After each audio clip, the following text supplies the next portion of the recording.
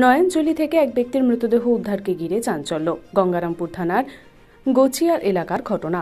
জানা গিয়েছে মৃত ব্যক্তির নাম বাজেল কিসকু, বাড়ি বংশীহারি থানার বাহিরচকিয়া এলাকায়।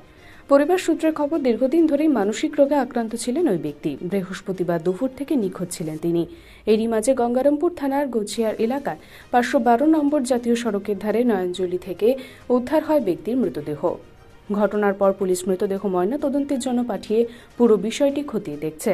এই বিষয়ে মৃতের এক আত্মীয় কি জানিয়েছেন শুনে নেব। বৃহস্পতিবার 2টা থেকে 2:30টার মধ্যে ঘর থেকে নিখোঁজ হয়। আর কালকে আমরা 2টার দিকে হসপিটাল মাধ্যমে খবর পাই। হসপিটালে এসে দেখি যে ডেড বডিটা আমাদেরই হয়, আমার মেসের ডেড বডি। কোথা থেকে উদ্ধার হলো কিছু জানা গেছে?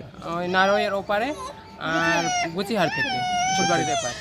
উনি কি কোনো মানসিক সমস্যায় ছিলেন? কোনো হ্যাঁ, মানসিক সমস্যা ছিলেন, মেন্টাল অবস্থা ছিল।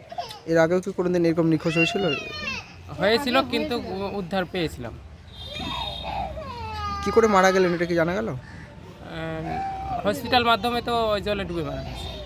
হ্যাঁ। নাম কি আপনার মেশর? বাজেল কিসকু। গঙ্গারামপুর থেকে পাপাই রয়ের রিপোর্ট, দৈনন্দিন।